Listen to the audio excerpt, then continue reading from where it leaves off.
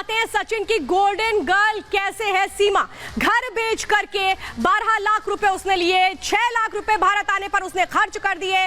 इसके बाद बाकी जो 6 लाख रुपए बचे हैं, क्या उसका क्या किया? सवाल ये है। सीमा के ससुर ये इल्जाम लगा रहे हैं आमिर जान कि 7 लाख और 7 तोला सोना लेकर के भागी है सीमा, ये आरोप लगाया गया। और इसीलिए अगर देखें इस लिहाज से सीमा के पास कितने रुपए होने चाहिए? 13 लाख रुपए होने चाहिए, जिसमें से क्या ये जो 13 लाख है ये उसने सचिन को दे दिए हैं या कहां दिए गए हैं, ये सवाल है। सीमा सोना एक तरीके से अपने साथ लेकर के आ रही है, वो कह रही है, वो इनकार कर रही है, कह रही है कि हैदर के जाने के लिए उसने सोना गिरवी रख दिया था। ये जानकारी है जुड़ी हुई फिलहाल सीमा से। और आइए अब आपको कई अहम जानकारियां देते हैं इस रिपोर्ट के जरिए।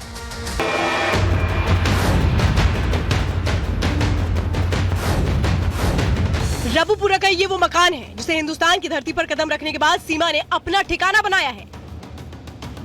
ये वही घर है जिसमें उसने 50 दिन तक न केवल खाना बनाया बल्कि लोगों को अपने भ्रमजाल में फंसाकर रखा।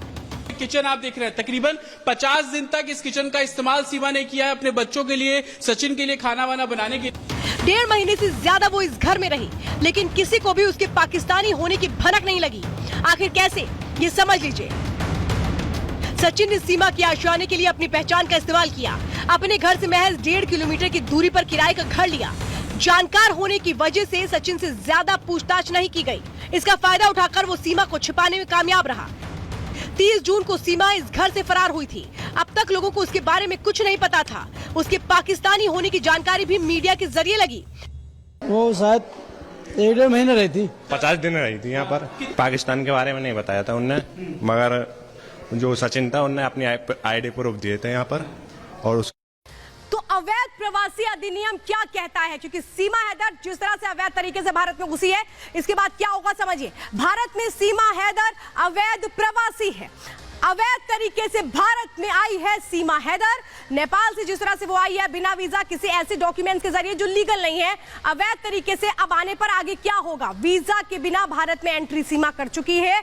अब आगे समझिए। बिना धर्मांतरण सचिन से शादी संभव है। जो अवैध प्रवासी अधिनियम है वो मैं बता रही हूं, हिंदू धर्म अपनाने पर भी शादी हो सकती है। अगर वो धर्म परिवर्तन करती है, हिंदू धर्म अपनाती है, तो भी उसके लिए रास्ते खुले हैं। सीमा को नहीं मिल सकती है नागरिकता। ये बहुत अहम पॉइंट मैं बता रही हूं, क्योंकि वो अवैध प्रवासी है।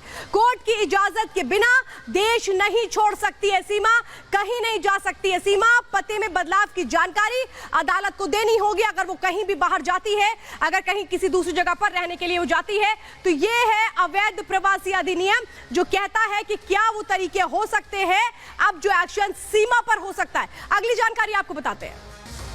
तो आइए अब आपको बताते हैं क्या है काउंसलर एक्सेस, क्योंकि पाकिस्तान ने काउंसलर एक्सेस मांगा है। यानी पाकिस्तान की बेचैनी और हड़बड़ाहट देखिए।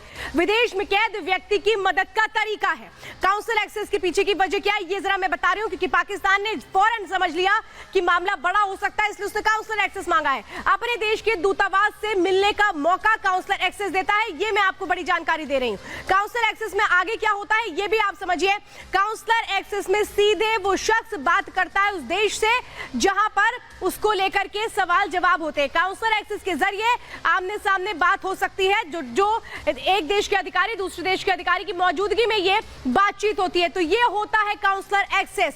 काउंसलर एक्सेस पाकिस्तान ने मांगा है। पाकिस्तान को लग रहा है कि अब कहीं कोई बड़ा राज ना खुल करके सामने आ जाए, इसीलिए काउंसलर एक्सेस मांगा जा रहा है। लेकिन काउंसलर एक्सेस को लेकर भी कई सवाल खड़े किए जा रहे हैं। क्या पाकिस्तान अब जानता है कि उसकी पोल खुलने वाली है, इसलिए इस तरह से काउंसलर एक्सेस दे दिया गया है? फिलहाल अंदर की खबर में काउंसलर एक्सेस को लेकर के तो हमने आपको जानकारियां दी हैं, लेकिन काउंसलर एक्सेस के साथ साथ कई सवाल खड़े हो गए हैं जिनको लेकर जवाब तलाशे जा रहे हैं।